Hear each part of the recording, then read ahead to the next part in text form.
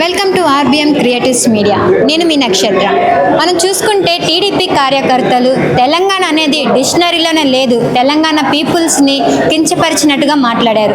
మనతో పాటు టీఆర్ఎస్ కార్యకర్తలు ఉన్నారు. అసలు ఈ తెలంగాణని కించపరిచి మాట్లాడడం పట్ల ఏమంటారో తెలుసుకుందాం.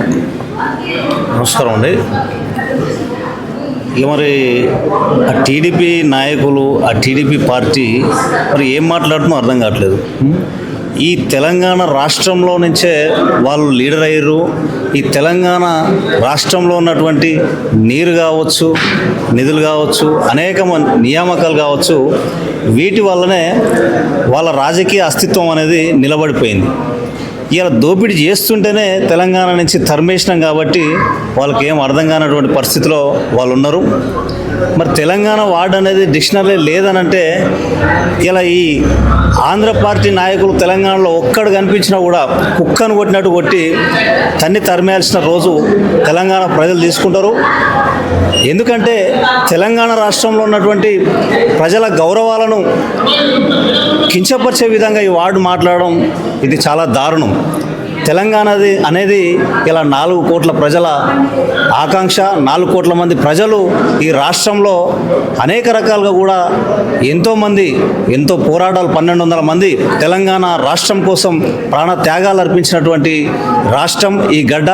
ఈ తెలంగాణను ఈ విధంగా అవమానపరిచినటువంటి ఈ ఆంధ్ర పార్టీ నాయకులను ఖచ్చితంగా దొరికినట్టే తరిమేయాల్సిన సందర్భం కూడా ఏర్పడుతుంది. మోస్ట్లీ వాళ్ళ ఆస్తులు కూడా హైదరాబాద్లోనే ఉన్నాయి. వీకెండ్ గా శనివారం ఆదివారం వచ్చి ఇక్కడైతే ఎంజాయ్ చేస్తున్నారు.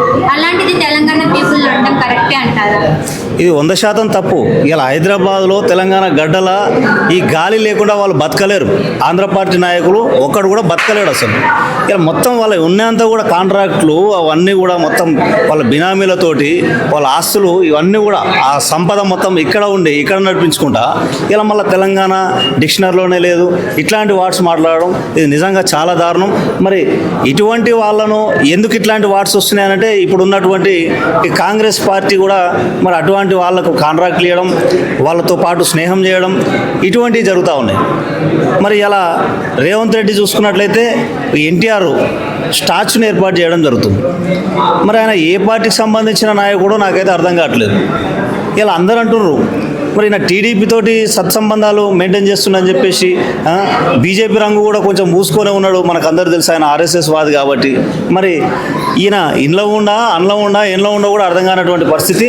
వాడు ఒక పెద్ద యూజ్లెస్ ఫెలో, ఏం మనిషో కూడా అర్థం కానటువంటి పరిస్థితి. అసలు సీఎమా లేకపోతే వాడు ఏందో కూడా అర్థం కానటువంటి పరిస్థితి. అరే నీ పార్టీ ఏంద్రా బాబు, నువ్వు ఎల్ల సీఎం, ఎల్ల ముఖ్యమంత్రి, నువ్వు ఎవరు స్టాచ్యూలు నిర్మిస్తున్నావు?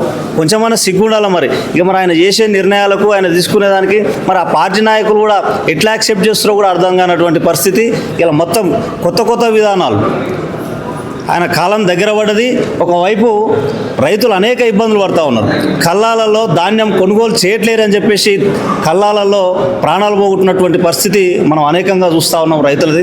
ఇక ఈ అంశం మీద ఒక ఆర్టీసీ కార్మికుడు అరే అధికార పార్టీలో ఉండి మీరు ధర్నాలేంది, రాస్తారోకోలేంది, మీరు నిరసనలేంది అని చెప్పేసి ఆర్టీసీ కార్మికుడు ఆ రైతుల ధాన్యం కొనరాదు, ఎందుకు ఇట్లా మీకు అవసరమా ఇవి అని చెప్పేసి ప్రశ్నిస్తే ఆయన సస్పెండ్ చేసి ఆర్టీసీ కార్మికుడిని సస్పెండ్ చేయడం జరిగింది. ఇక మళ్ళా అనేక సంఘాలు కావచ్చు, మా టీఆర్ఎస్ పార్టీ నుంచి కూడా మేము దాన్ని నిరసన వ్యక్తం చేయడం జరిగింది. ఇది తప్పు అని ఖండించడం జరిగింది. వెంటనే మళ్ళీ ఆయనను విధుల్లోకి తీసుకోవడం జరిగింది.